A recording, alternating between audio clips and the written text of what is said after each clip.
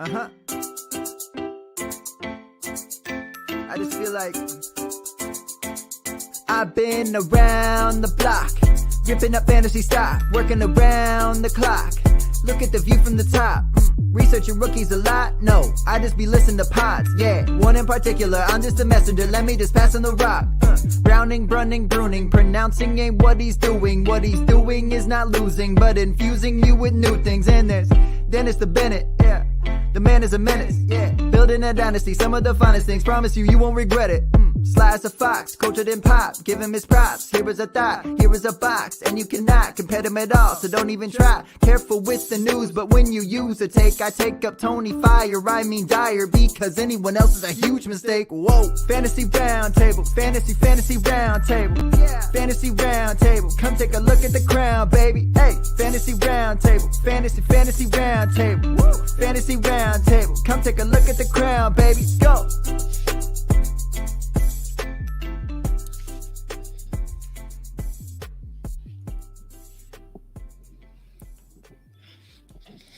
What's going on, everybody? It is week 3. Me and Matt are back to kick off hopefully what's going to be a really good game tonight. I think it is. Hopefully we've broken the curse on Thursday night games sucking after what we saw last week between the Browns and the Bengals. We've got another a possible shootout between the mustache and the beard, Gardner Minshew and Minshew Mania, and of course, Ryan Fitzmagic. Matt, how are we doing today on this wonderful Thursday?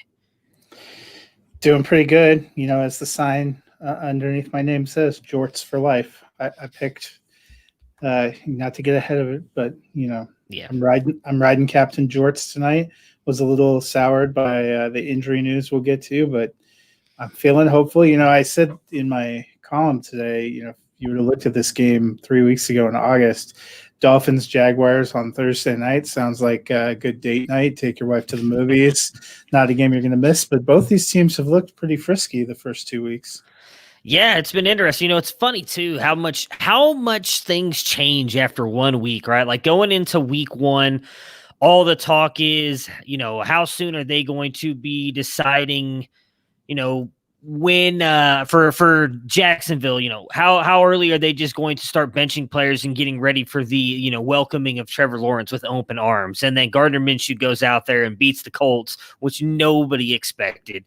And the Dolphins were sitting there talking about, hey, Ryan Fitzmagic and the Dolphins had a great little run toward the back of last year. And then he goes out there and just gets completely obliterated by the Patriots, even though it was a close game. And everybody starts talking about, hey, when's Tua starting? Is it going to be week 3, week 4? Now all of a sudden we're sitting here looking, hey, you know, Ryan Fitzmagic may end up actually starting most of the year with what he did in week 2. And even though the Jags lost, they did kind of take Tennessee really to the brink right there at the end. I mean, I know Gardner Minshew threw a pick at the end, but it was still a pretty good game overall. So I'm excited for this one. I think it's going to be a really good one.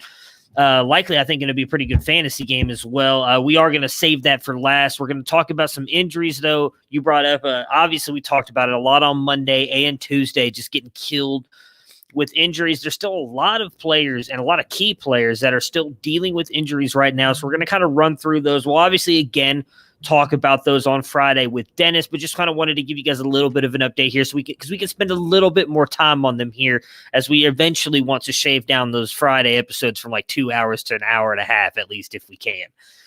So let's start here with Julio Jones. This one kind of came up late. I don't even remember talking about this on Monday. He has got a hamstring injury. He's one of the ones that I am a little bit worried about because this came up so late, and it almost seems like, especially with the way Ridley has stepped up, Russell Gage, that they might lean toward Julio not playing in this one. What are your takeaways from this one with Julio? Yeah, I mean, it's kind of tough. That's one of the reasons, if you look at our consensus ranks, that I was by far the lowest. I dropped Julio into the teens. I think we've seen both Ridley really step up. They have some complementary weapons in Gage and Hurst. It's not an incredible matchup because Chicago still has a defense and Julio's banged up. I would be a little cautious and a little worried, especially for a guy that, you know, most weeks we've had as kind of a no-brainer top 5 play. Yeah, I mean, again, we'll talk about it some Friday, and then you'll have me and Ricky on Sunday morning. So we'll really go over this with some of these guys. Julio, I guess these first three guys really that we're going to talk about are all a little bit worrisome for me, and the fact that they're dealing with these hamstring injuries, or two of them are. The other one is Michael Thomas, who's dealing with the ankle injury. A lot of the stuff coming out of New Orleans is that he wanted to play last week, and it was more the team held him back. Even though they ended up losing, I kind of feel like they're going to hold Thomas back at least one more week, as again, high ankle sprains are not something you really want to mess with. So you're a Michael Thomas owner. Are you expecting him to play this week? I was hopeful earlier in the week, but as we've kind of gone toward the middle, I do not expect him to play now. Yeah, I kind of feel like it's just, and it sucks too, because we all kind of hoped that Emmanuel Sanders might take that step forward. Obviously, Traquan Smith stepped up a little bit, but not someone that you can really kind of focus on or expect to be good in your fantasy lineup. So it's likely at least going to be one more week without Thomas, and then we will see. I mean, we did hear the news when this kind of happened with Christian McCaffrey that it's one of those things you could be back in 4 weeks. I wouldn't be surprised if like him and Michael Thomas aren't beating those injuries back quicker than usual, or quicker than people expect. This one, I know we're a little bit split on, so I'm interested to hear your side of this. So Adams, we talked about this on Monday. He gets the hamstring injury, which I saw the play, and I listened to some people talk about it. It was kind of weird how it happened. Like, he was getting tackled from behind. It looked like he was actually the players were going to roll up on his ankle, so it looked like he was going to end up with an ankle injury. It looked like he was trying to pull his leg out really quick, and they said that's when he hurt it. The coaches, I believe, said something close to the effect of it wasn't that serious, and so they just didn't put him back in because they were up so much. And so when we talked about this on Monday, we're like, okay, cool, great. Adams is going to be good to go. But then I see quotes from Matt LaFleur coming out saying, well, we don't know. It's a little bit more serious. He's kind of a game-time decision now.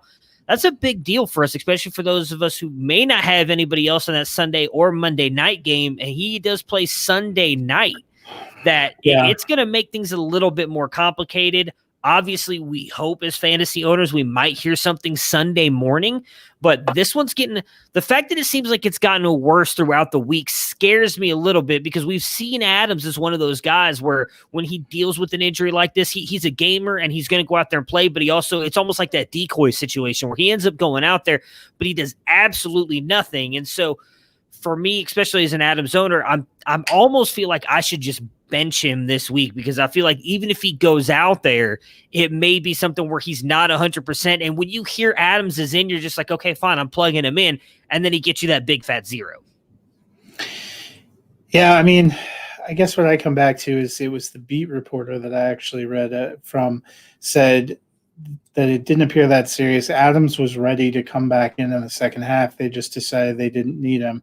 And at the time, that reporter who posted on Sunday said, I would expect Adams will miss almost all the days in practice as a precaution, but I think there's very little chance he doesn't play. So unless he had a setback, I kind of feel the same. I do understand the timing, though. And, as somebody that had James White in the lineup going into a Sunday night game, and nothing but love to James White, nothing against him. But I know that situation. I ended up having to put him to IR and grab J.J. Taylor, and it was my only option left on the wire.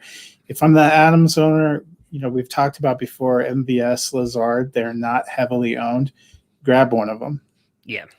I would rather bank on Adams. Watch pregame, watch what they're talking about. And if you feel like you need to make a switch, make a switch. I did that first week with Cortland Sutton, who unfortunately was on that Monday night game.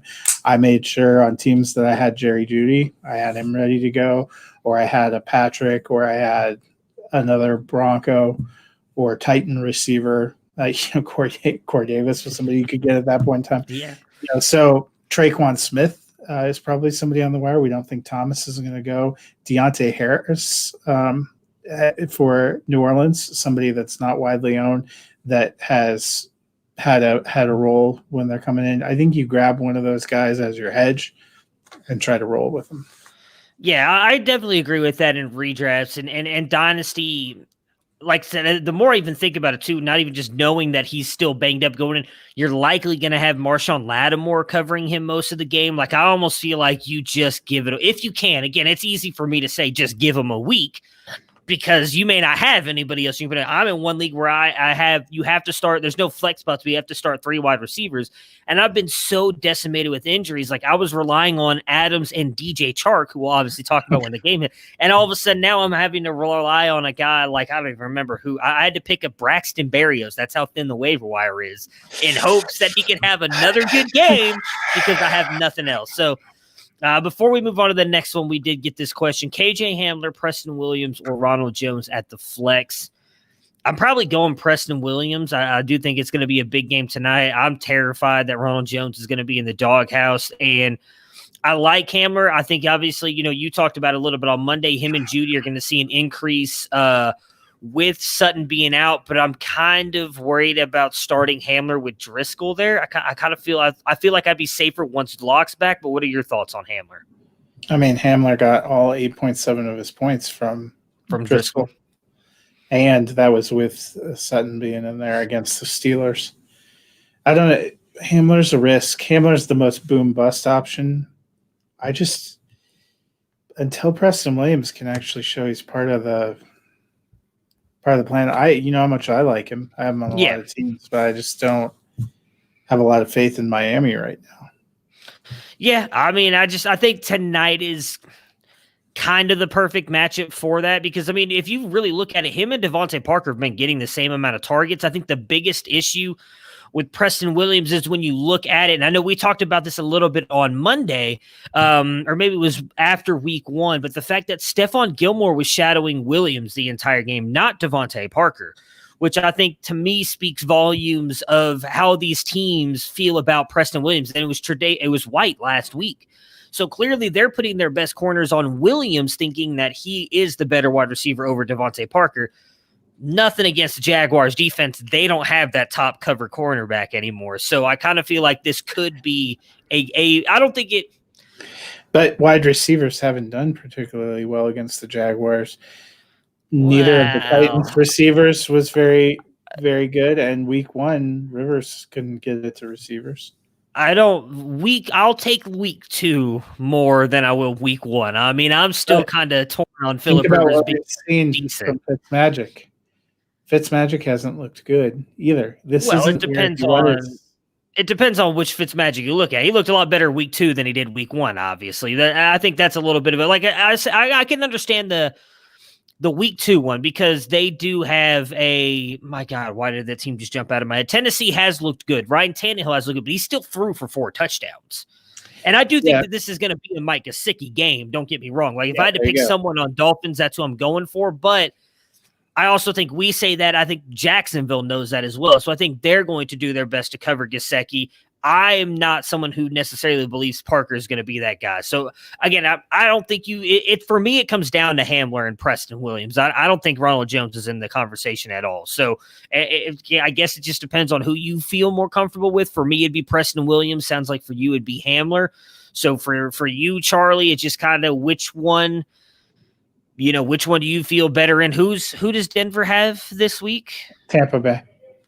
See, I don't even think that'd be then I guess for me, more reason why I'd lean Preston Williams. I see a better chance of it being a shootout tonight than in that one. I could see that being more of a defensive struggle than it really being a shootout. So that'd be more real reason why I'd lean Preston Williams.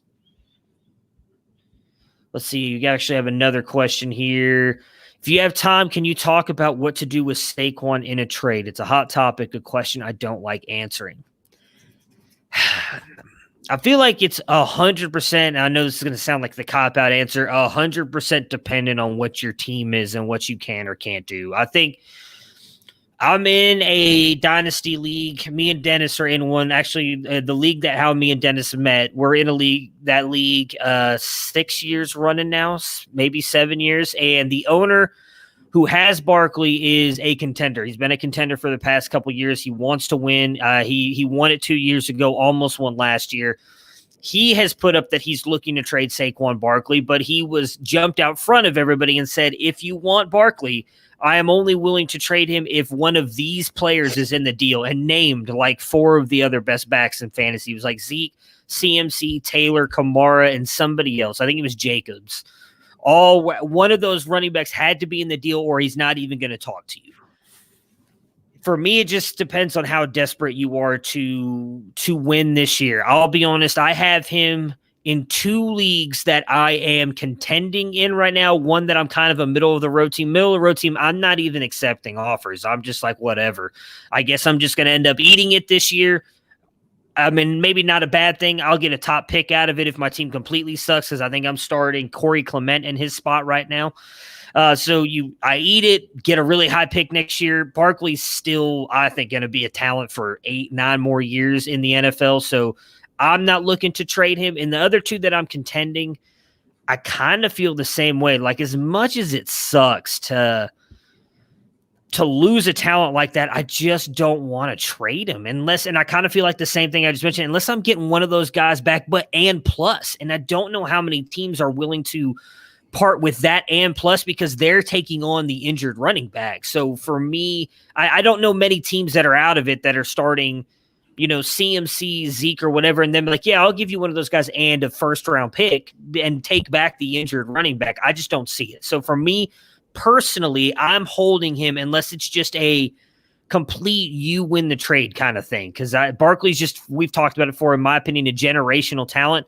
It sucks that he's gone the rest of this year. I have no doubt he'll be back ready to go week 1. I just don't see anything happening with that. I could be wrong, and I'm fine being wrong too on him because he's generational. What are your thoughts on it?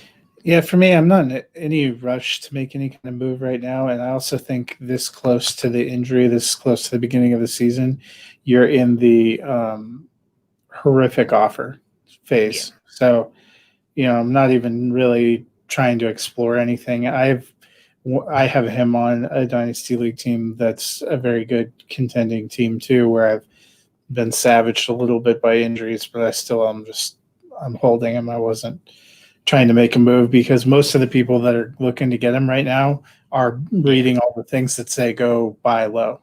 Well, I'm not interested in selling low. Yeah, exactly. I mean, if you have Barkley, obviously you could have just traded for him, whatever, but chances are you've kept him since you drafted him as likely the number 1 overall pick. There's no reason in selling low on him. He's still one of the best. He just got injured. It happens. Outside of Zeke, how many of these guys have we not seen get injured or get banged up? Barkley himself, he's gotten injuries. We've seen CMC now is dealing with an injury. It hasn't been very injury prone that I can think of, but Kamara, seen him deal with injuries. Jacobs missed time last year with injuries. Zeke is the only one off the top of my head. So I guess if I'm getting Zeke plus, I'd think about it.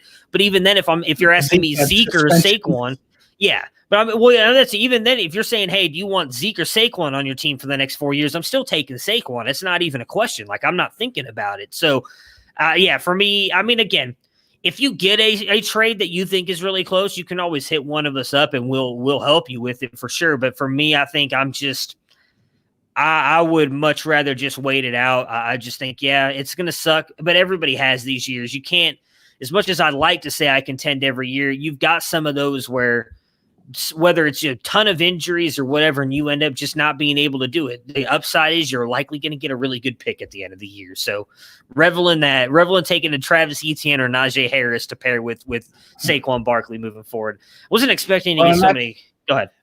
That's my thing with taking picks right now too. We're way too early in the season to see where somebody's going to land.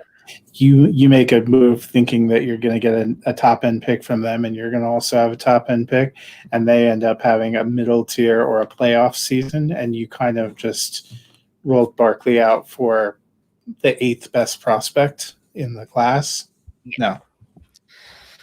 All right, so I'm thinking of starting Fitz over Baker. Talk me out of it. Where do you have them ranked? I was trying to pull my rankings up here, and I can't seem to find it. I guess my question is, are you trying to win or are you trying to tank? Because if you're tanking, go ahead and start Fitzpatrick.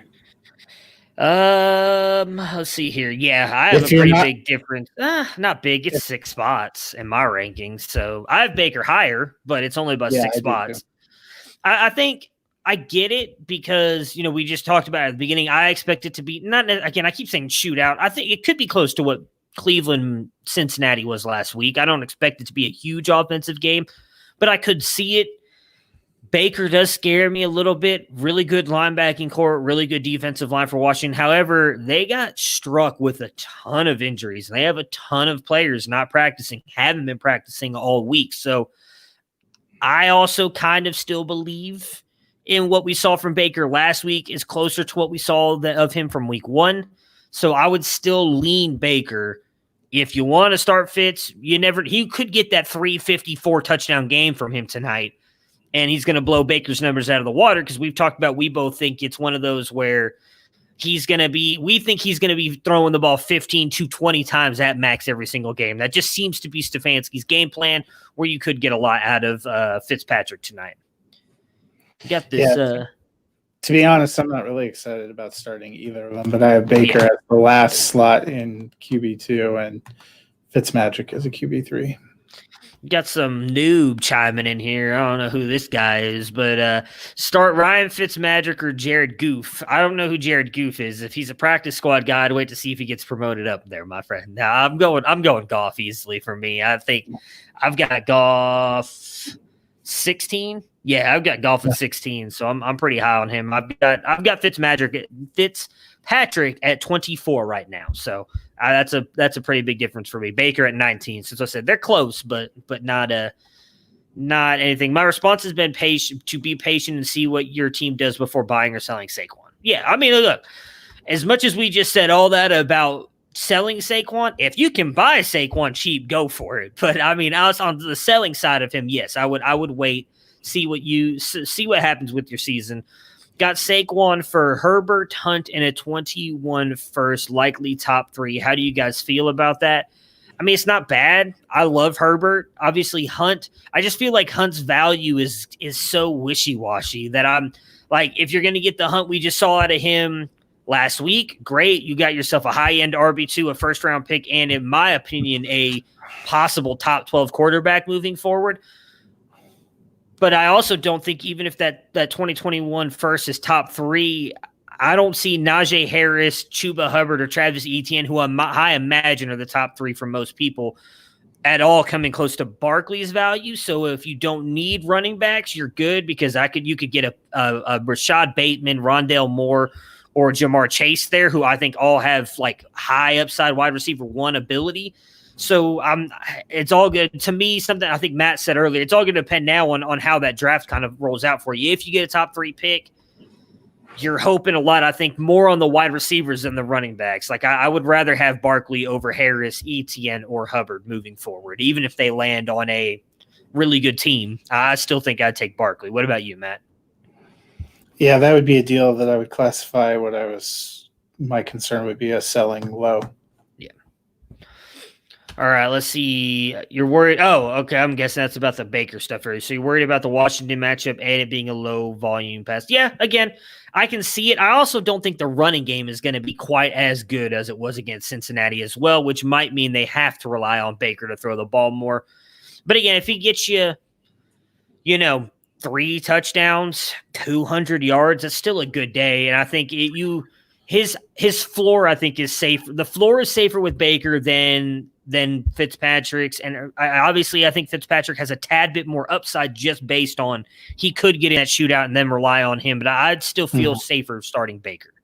And Washington actually has a good front 7. They've been more susceptible to passing. Even Carson Wentz in that game the Eagles lost, he threw for a couple touchdowns and built a 17-point lead through the air. Yeah. Before, they got crushed under the line. Kyler Murray had no problems behind, going against that Washington secondary either.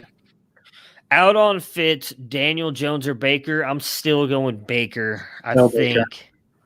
I have Daniel Jones 3 spots lower than Baker. That whole losing Saquon, that Sterling offensive Shepard to IR. Yeah, I mean, it sucks because how much I like seeing what I saw out of Darius Slayton in week 1 too. Yeah, I'm all in on Baker over that as well. Good thing I was the one who received Saquon. Yeah, if that's what you paid for Saquon, I'm all for it. I hate giving up Justin Herbert in 21 first, but yeah, if that's all you gave up and you got Saquon Barkley back, I'm all for it. That's a great trade for you there, Boz. All right, so back onto the injuries.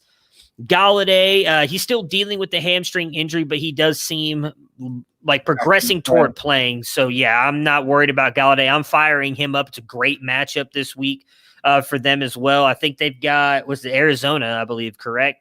And we saw Patrick Peterson get torched this last week. So I have no doubt that Matt Stafford, when Galladay's in there, Matt Stafford targets him heavy and often, or early and often. So I'm all fine firing up Galladay here this week. What about you? Yeah, I mean, I moderated expectations a little bit, just if he's coming back, working him in, but I had him as a solid play. Yeah, I had him up at 16. So I mean, that's still a middle tier wide receiver too. You're going to be happy with that. I mean, I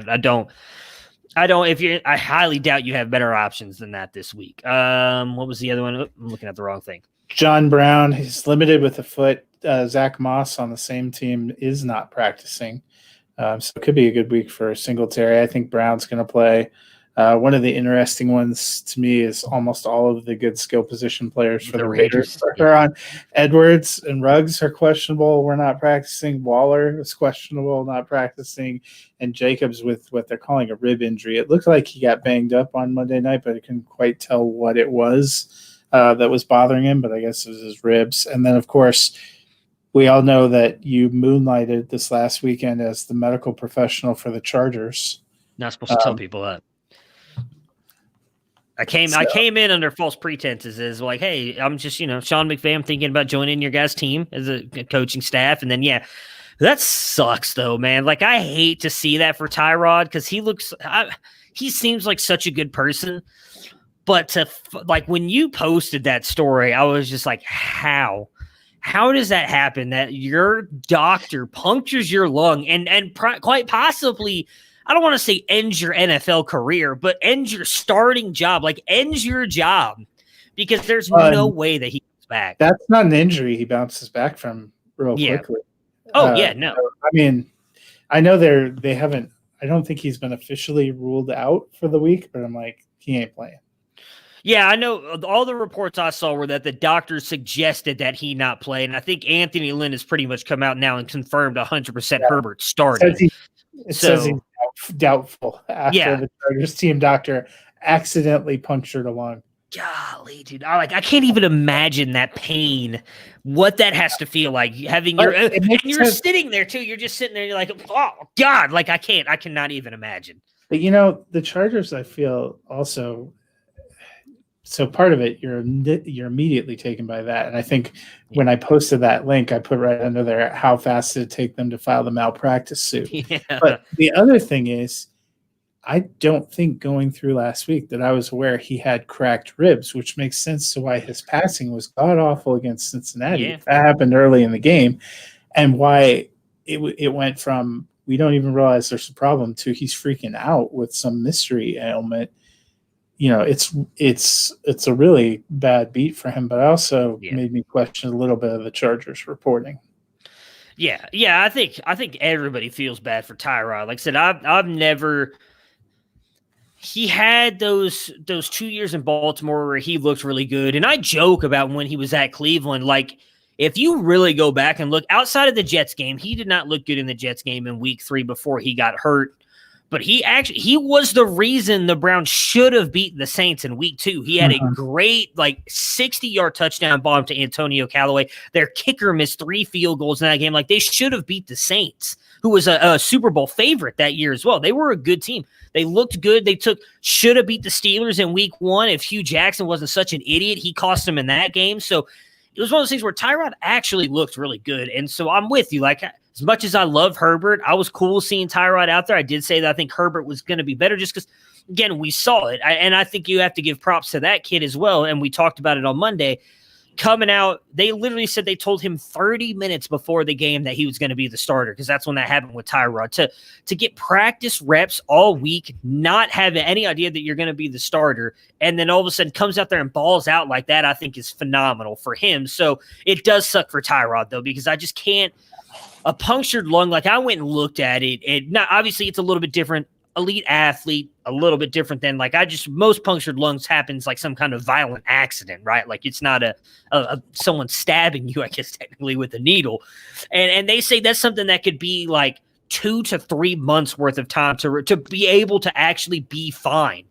And now you're looking at that too different because you're talking about normal human being fine, not having someone possibly ramming a helmet into your chest on every other play as well as the quarterback. So you're looking at possibly 2 months, I would think, of Herbert starting. He has got to be, in my opinion, just god-awful. Yeah, exactly. That's my point. Unless he's just completely horrible. Unless he's Jamarcus Russell, they're not going back to Tyrod. It's a good thing we don't have like a respiratory illness going around or anything, right? Oh, yeah, I know, right? Yeah, so, what's this? Yeah. Oh, I had a huge argument with somebody about that today, but I don't want to get into that. Oh, my God. So, to finish off a couple of the injuries, Jameson Crowder still not practicing, probably is not playing. Harry and Edelman, both on the injury report, were limited, but Patriots going to Patriot. I bet they both play. James White, I know there was a question about when we did our rankings. I actually didn't rank him because I did not either. I don't think he's going to play. That's obviously not an injury, but I'd be shocked if he played. Kittle back to practice today. I thought that was a good sign. AJ Brown, no practice, and then our boy Jalen Reagor, IR. Yeah, I know. Oh, and Reagor, I would not expect to be back quickly either. I think they said it's like a 6-week recovery from that because he was going to have the surgery, the UCL in his thumb. So yeah, I would not expect this to be like we've talked about obviously throughout the year that the IR can only be 3 weeks. I wouldn't expect it. If you're in a redraft league at this point, I think Rager's droppable. Just drop him.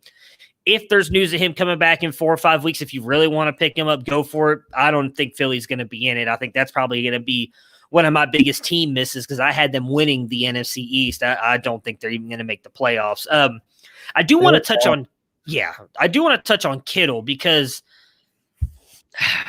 I've got him. I'm lucky enough. We talked about this, I think, on Monday that because of how in I am on Jonnu Smith everywhere, the places I own Kittle, I actually backed him up with Jonnu Smith because I was able to get him so late.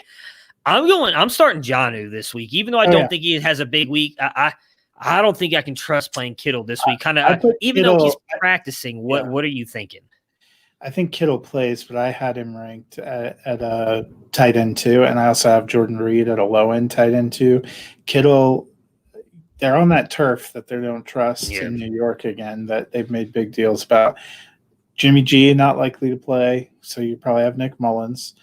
We saw Jordan Reed actually look good. I think they'll start splitting things. Even if Kittle plays, I don't think they're going to put him out there for a full load. So this is not George Kittle potential tight end 1. This is George Kittle probably tight end 2. I mean, literally, I think I would feel safe if he's going to play, rank him as a tight end 2.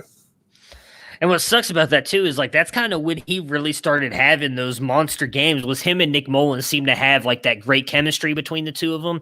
But yeah, I'm with you. I can't, as much as it's probably going to suck to see it, I'd much rather see him go off on my bench than see him put up 3 points in my starting lineup, expecting him to be Kittle. I think at this point, he sat the 1 week last year, but even when he came back, he still didn't look that great. For a couple weeks. It took him a couple weeks to kind of be Kittle again. I would expect that here, especially with, again, they're going back to play the Giants on that field that everybody on that team was talking about how bad the field was. The NFL is investigating that field now at this point. I think you just have to steer clear of them. All right, that's really it. You want to give a rundown on our picks really quick, and then we'll jump in and we will break down the game.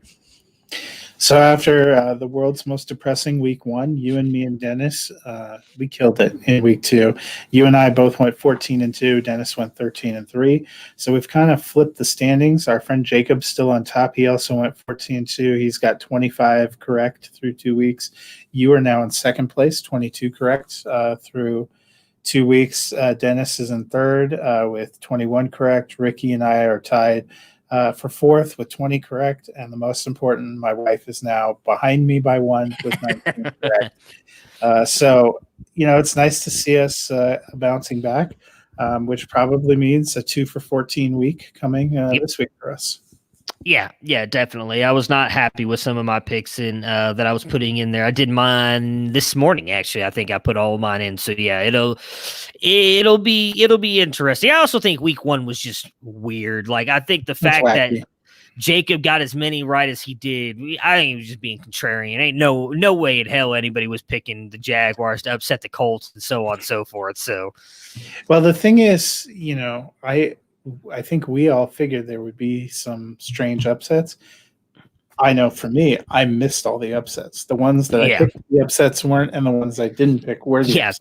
Well, because I picked Miami to upset the New England because I didn't think Cam Newton was going to be the way he was. So, I picked Denver to upset Tennessee, which I think should have happened. I picked Denver as well. Yeah, it was just one of those Denver things. Yeah. Detroit. Detroit should have won their game too. So that's the thing. Like I picked that as well. I think I have probably one of the ones I got wrong this past. I don't think I picked Chicago to win this week again either, and they ended up winning and they went 2-0. So that's probably one of the ones that I missed. All right, so let's go ahead and break down this game on the Jacksonville. Jacksonville side. We'll go. Wait, they're the home team, right? So let's go Miami side first. None of us are really in on Ryan Fitzmagic. Me and Dennis are a little bit higher than you. Dennis has him at 21. I have him at 24. You have him at 28. So Dennis expecting him to be I guess me and him both have him as a low-end QB2. You have him as a QB3. Not expecting much out of him. I mean, again, we just kind of talked about it with some of the people they were asking for. I really don't feel comfortable starting him unless you absolutely have to. And not a bad, I don't expect him to go out there and throw 4 interceptions or anything like that. I'm just not expecting him to, I guess, put up huge numbers tonight like some other people do. What are your thoughts on him tonight?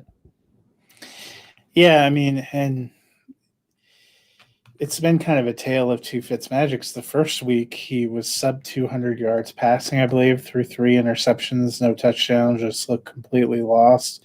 Last week, he looked a little bit better, when they kind of got into a shootout with Buffalo. I just don't have a great feel. They still have no running game, really, which is, I think, a problem for a quarterback like him. But he seems to have big peaks and valleys, and I just don't feel like he's right in the groove yet. I mean, there have been times where you see Fitzmagic kind of get in a groove and you get like 3 or 4 game great run. I think some people were like last week, oh, he must be back. I'm not sure I'm really willing to go that far. I think he'll be okay, but not great. I'm not sure exactly this is a shootout either. I know you said it has shootout potential. I think that's true. It could also be, 13 to 7. Yeah. Oh, yeah. I agree. That's what I said.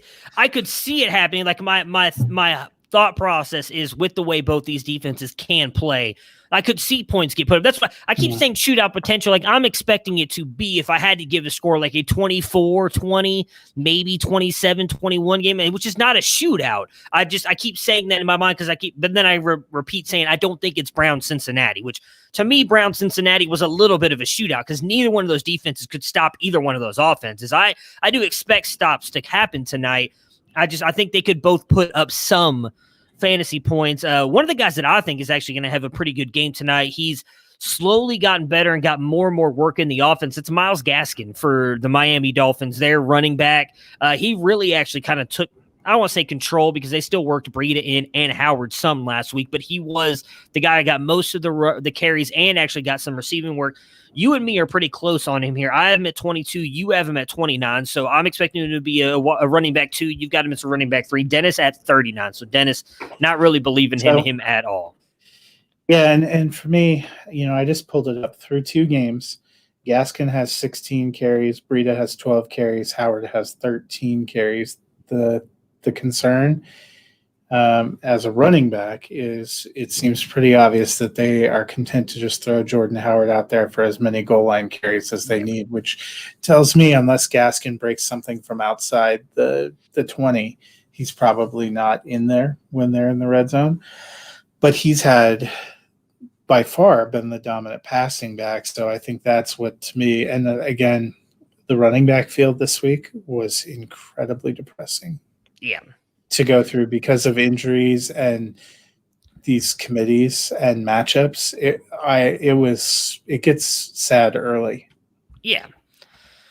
Yeah, I agree with you, Phil. Like I mean, I unfortunately I own Gaskin in a couple places. I'm actually kind of forced to start him tonight, or at least I think I am. I guess I don't really, you know what? I don't care. I don't really like it when people talk about their teams as much, but I'm going to do it because I'm so torn.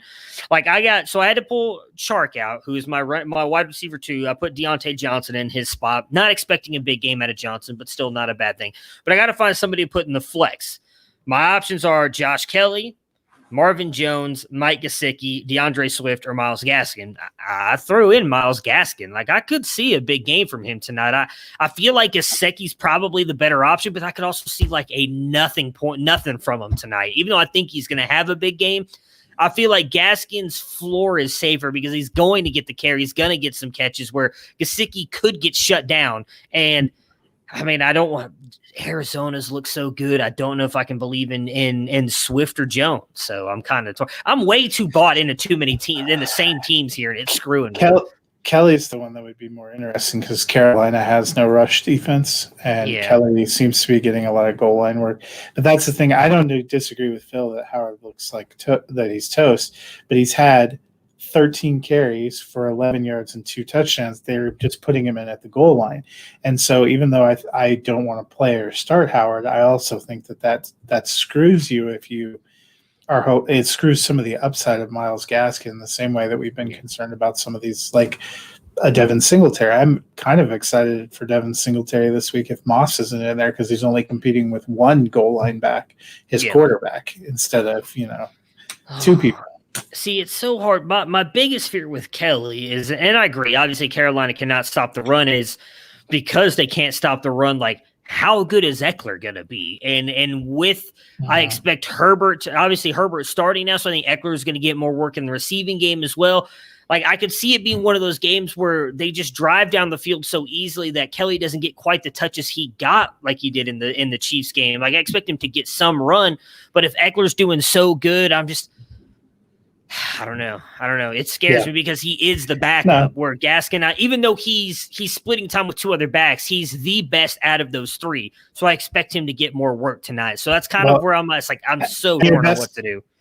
Your best hope for Kelly is that the Chargers get up big and they just put Kelly in to grind the game away, which could happen, but could not happen. I know they're home, but they don't really have a huge home field advantage. Yeah. And Herbert is a rookie making his second start. I know Carolina doesn't have an exceptional team, but we've seen them also get in shootouts. Think about that Raiders game. Yep. I mean, the Raiders were very committed to getting Josh Jacobs in the end zone, and he's a dynamic back. But that was a lot of back and forth in the 30s, and the Chargers, they might throw it up more because they have a much better veteran count, reliable receiving core than the Raiders do. Yeah, I mean, and it's very possible that they try to just salt the game away with Kelly, but from what I've seen the past 2 weeks, Carolina's offense is not going away. Like, that's the one strength of their team, even with Teddy Bridgewater at quarterback, and they've been in both games. So I'm I don't know if it will happen. On the wide receiver side for Miami, excuse me, I have Parker at 28. You have him at 34, and Dennis has him at 36. I have Williams at 48. You have him at 53, and Dennis has him at 42. So I'm the highest on Parker out of everybody by a little bit over you, 4 spots. And then Williams, we're pretty much all in the same range. Again, not expecting much out of either one of those guys. If you had to start one, is it Parker for you? Yes. Yeah? Okay. And then tight ends, I wanted to see where Gasecki, because I knew I had him high this week. I have him high too. So, wow. So Dennis is low on. Okay, so I have him at 3. You have him at 10, and Dennis has him at 17. So it drops him pretty low in our ranks. I was trying to find him. I thought he'd be up at the top. Like I said, I'm expecting a huge game out of him. We saw last year, the last 5 games, he really kind of stepped it up. And then I almost take week 1 out of it because they were going up against a Patriots team that just knows how to shut down Ryan Fitzpatrick and that offense. He looked wonderful in week 2, had a couple really great catches. So I am expecting a huge game from Gesicki this week. You still have him as a tight end 1. So I guess for me, he's the play. Like, if you had to play one Dolphins player tonight, you just had to get in on the action. It's Gasicki for me. I would be stunned if he doesn't come through for you and at least give you, I would say, double-digit points tonight. Yeah, he's a guy, especially since we've seen, there wasn't a ton of great passing work from Rivers week 1, but he did get Jack Doyle involved quite a bit and was hitting the backs underneath, which I don't, which is one of the reasons I kind of like Gaskin's potential.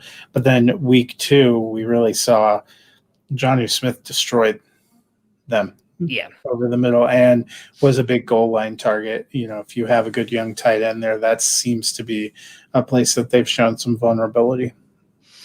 Which makes me want to start Gasicki over Gaskin, and that's my problem. Like I said, I got too much invested in these two teams. Again, if you have those as an option, I would start Gasicki over. I do. It's a flex spot. Like I said, I had Deontay Johnson in my flex. I moved him into wide receiver 2, and so now I got to fill that flex spot. And it's Gasicki or Gaskin or Jones or Swift or Kelly, and I don't like being bought into these two teams. So because I got who is it? Well, I kind of want to start Gardner, but I'm going with Wentz just because he's going against the Bengals, and I'm expecting him, especially because I would probably start Minshew. Nah, I mean, Bengals are still injured on defense. We saw the way Baker shredded him. I don't know. I got Wentz has got to bounce back eventually, right? He's got to bounce back eventually. All right. Speaking of Gardner, we have him obviously.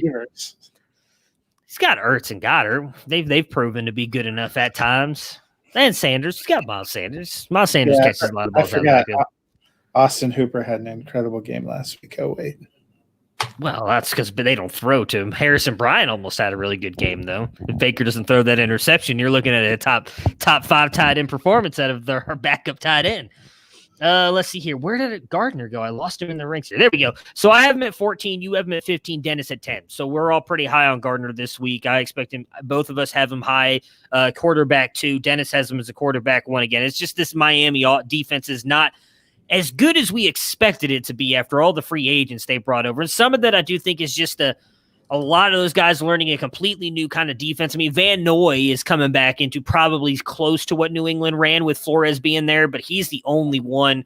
Bunch of new guys trying to learn a new defense, as we've talked about. I think maybe we kind of overlooked that a little bit because they were all veterans and hey, this defense should be good. We do kind of have to remember COVID offseason, as we're probably going to keep mentioning all year now, it seems like. So defense has been a little bit shaky. I'm liking Gardner tonight. Yeah, I think he'll be good. For their running back, James Robinson, I've got him at 21. Dennis has him at 20, and you have him at 15. So, I mean, he's gotten the run. I wouldn't see any reason not to start him as your RB2 at this point. He's a dude you got for free, more than like you draft him as your last back or you got him off waivers. He's been good. He's getting passing work, rushing work. Throw him in there, even if it's just as a flex starter. I would have him as a flex starter in my rankings if we did it by split positions, wide receiver, running back, tight end. So I'm all in on Robinson tonight. Yeah, 5 yards a carry. He actually has more yards receiving than Chris Thompson. The wide receiver, this is where things are going to be interesting. So we obviously ranked DJ Chark because, I know. Not knowing at the time that he was going to be out. So with that being said, Keelan Cole actually looked good last week. He caught the touchdown pass. He's been getting targeted, and we've seen a little bit more out of Laviska Shenault. I ranked Shenault. I was trying to see if you guys did. So I ranked Shenault too. You had him at, okay, so I had him, well, that's not right. These things got all messed up. Let me pull up my actual ones. You had him at 51. Where did I have him? It did. Okay, so I'm gonna go pull mine too. Here. Okay, yeah. Well, on the sheet it shows you have him at 51. I have him at 47. So I'm kind of in on him tonight. And that was when we thought Shark was gonna exactly, yeah. And then I have Keelan Cole here at 46. So I had him and Shenault right next to each other. Obviously, with Chark being out, they're going to bump up. For me, I'm probably not bumping him up that much higher, though. I'm going to keep Cole higher. I do think Cole has the better game. I'm just looking at my rankings now. I'm probably going to move Cole into like the 36 range, right around Robbie Anderson, Michael Pittman, and then Shenault probably 40 to 41. Where do you think you're probably going to move those two guys? I have Cole in at 41 and Shenault in at 50. I think they'll both be fine if one or both catches a touchdown. they could go up. It's really a little hard to tell. I think somebody's going to get touchdowns. Could be James Robinson. I didn't actually rank Chris Thompson because with 2 carries and 6 targets in 2 games, I think it's too unreliable for you to feel good about starting him, but you never know if he's, was last week a sign of things to come and they're going to get him involved. They've had Colin Johnson, their other rookie, active and targeted in a couple of games with, I know a lot of people were on Connolly, possibly getting more work with Chark out, but I wouldn't be so surprised with the way Jacksonville has trended toward getting their younger players if they switched up and went with Johnson or something. Somebody's going to get a touchdown. It's going to make their day, but it's hard to feel great about starting those guys. Yeah, and I'm with you. I think if I have to choose one or the other, it's going to be Keelan Cole. He's actually been consistently targeted, and he's a guy that we were talking, at least I know I was a couple of years ago, or even last year, but like, hey, he's a guy who could take a step forward in this offense, and it just never happened. The emergence of DJ Chark last year hurt him. Chark's not there. I like Cole tonight again. Cole actually has the most targets. He's been targeted 12 times, 11 receptions. Chark is 7, and Chenault is 8. What scares me a little bit about Cole, he has the 2 touchdowns with help, but he only has 105 total yards. Yeah. Well, I don't think they've been – that's where things are interesting for me. I was listening to Sirius XM radio, and I can't remember who is it. Is it Mike DeRocco? I think is the ESPN reporter for the Jaguars. He was on there talking about them tonight, and he was saying that. He was like, for some reason, they're not taking the deep shots that they took last year. And the difference is they're now using Chark as their deep threat, which is why he hasn't been targeted as much. But if you look at his stats, so you just mentioned he's gotten 7. He actually caught all 7 balls, though. Like he has not dropped a pass so far this season, but he's only got the 1 touchdown, and it wasn't even that long of a touchdown. I think it was like a 20-yard touchdown. It wasn't a 45. Okay, so they're using him though as a deep threat, and Keelan Cole as more of the my goodness. Excuse me, the short area guy, and they're not going deep as much. So I'm with you. I don't expect Keelan Cole to get you 100 yards and a touchdown tonight, but I think if I had to bank on one of those guys, like if you like we talked about with Adams earlier, you could go to the waiver and possibly get a Lazard or a Marquez Valdez-Scantling. Like if you have to get one of those guys from Jacksonville tonight to replace Chark, I would go Cole over Shea. Yeah, Cole. Yeah, to speak to your point, I was just looking at their stats through 2 games, and Minshew actually has 7 fewer passing yards than Fitzmagic. Yeah, it's been insane. But been 6 touchdowns. Yeah, well, he's been incredibly efficient. Like I think he had it was like a 98% passer rating the week 1. Like he only had 1 incompletion or something like that. Like he was amazing in that game against Indianapolis. But I also think that speaks to James Robinson. Like the emergence of him has helped them. They've been relying on him to run the ball, so they don't have to throw the ball as much. And another thing with which hurt them, or not hurt them, is helping them this year is the team's just more competitive. Last year they were down so much that Minshew was having to throw the ball 20, 30, 40 times in the third, fourth quarter. They're not having to do that now. So that does hurt your guys like Chark and everything, because that's where they got all that volume last year. What are your thoughts on Tyler Eifert? Because he did score last week, and we do know that tight end is kind of a rough position to find players, but especially again now with us both thinking Kittle's probably out, and this one is Eifert, a guy he's probably available. I don't even think we talked about him on Tuesday. A guy that you'd be willing to grab and possibly start tonight? No, there are other tight ends that I feel better about their opportunities, but he and Thompson, even though I wouldn't feel good ranking them or starting them, are exhibit A and B of why I'm a little nervous about the top end of their receivers, because, you could have, a 6-catch, 60-yard game for Keelan Cole, and they James O'Shaughnessy and Tyler Eifert get the touchdowns. I mean, it's like Robinson helped work it all the way down the field, and they ended up hitting Chris Thompson on the wheel route for the touchdown pass. That's the only kind of screwy thing, and through 2 games, we don't see enough of a trend. So would it surprise me if Eifert got a touchdown? No, but is it something I feel comfortable banking on? Not on a Thursday night game. If we were, going in, if we go through Friday and Saturday's practice reports and everyone like gets blown up, then that's the kind of Hail Mary you do, but not on the first game of the week. Because again, there's such a wide range of outcomes tonight. It could be 34-30, could be 7-6. Who knows? Yeah. It's Florida. It may have like a 95-minute lightning delay for all we know. Sorry, I was laughing at it. Someone they didn't comment on the video live. They commented on the thread of the video on Twitter, and they said, "Why does Sean McVay have a Browns flag?" I love it. I really do appreciate it, guys. It's such a diss to Sean McVay, but it makes me feel so good about myself. So, all right, I think so. Who you picking to win tonight? I picked Jacksonville. I still think that they end up pulling it out even without Chark. Yeah, I went with Jacksonville too. I feel like they surprisingly are the better team. Yeah, I know. All right, well, I'm going to ask you because, you know what, we've got a couple more minutes before we get out of here. I'm torn on this because we talked about the Adams thing. I have him on a team, and my other options, I actually picked up Willie Snead. I moved Paris Campbell to I wanted to get somebody, and, you know, whatever. I don't think Andrews is probably going to have a good game. My hope is maybe Snead catches a touchdown. I'm not planning on starting him, but my only other real option is Preston Williams because I lost Saquon. So I'm starting Zeke and Chubb as my running backs, and then I have to pick 3 more players. It's going to be Beckham and Hopkins, and it was going to be Adams. But if I decide not to go Adams, my only other real shots are Willie Snead or Preston Williams tonight. And so that's why I picked up Willie Snead because, like, if I don't have the balls to start Preston Williams and Adams is ruled out, at least I have someone to fall back on that could get me 4 points and not get me a 0. If Adams is ruled out, fine. But I can't. Well, that's the thing. There's no way they're going to tell me before the game starts tonight. So it's one of those start Williams or roll with Adams and Snead kind of situation.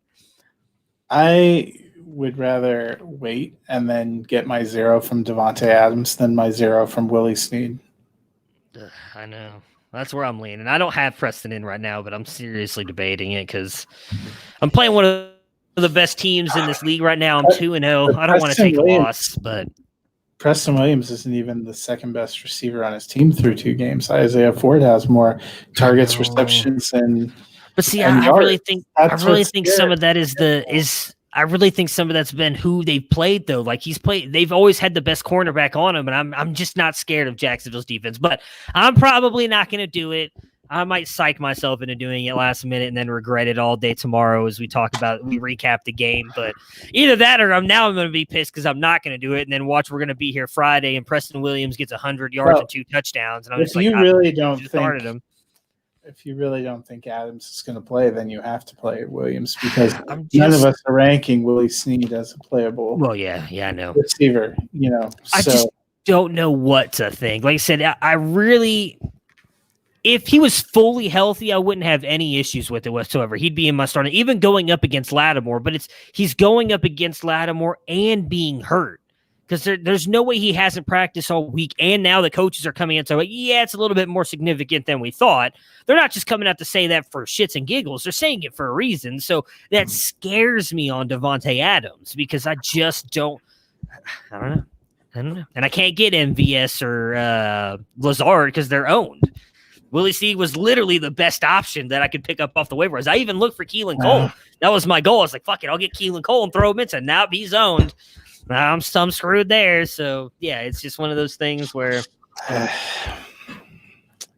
fantasy football sucks in 2020. That's all I got.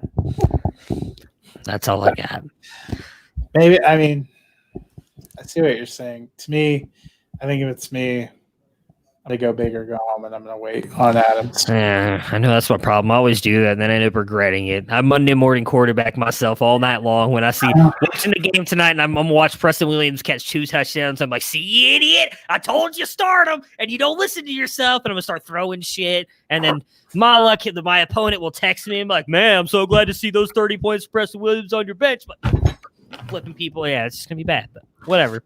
Fantasy football, right? Just one loss. Who cares? So basically, this is a long-winded explanation for it. If you don't see a live show tomorrow, guys, just know I broke my computer again. That's what's going to happen. Yeah. Matt, covers your thoughts. Yeah. All right. So that'll do it for us tonight, though. We both have the Jags winning. I expect it to be at least a good game. I don't know if it's going to be shootout, as I kept saying, but I do expect it to be a good game. We both have the Jags winning, which means put the money on the Dolphins. Yeah. Well, hey, we've been pretty good this year, as you mentioned, just not when all three of us are on one team, I guess, especially the Saints. Man, do they hate us in Who Day Nation, or Who Dat Nation. I'm sorry. Who Day is Cincinnati. I hate them right back because I cannot believe I had to watch them lose to the Raiders on Monday. Yeah. Well, hey, I'm right there with you. Sitting there like, please, Drew, do something. Something. Yeah, exactly. Is he dead? All right.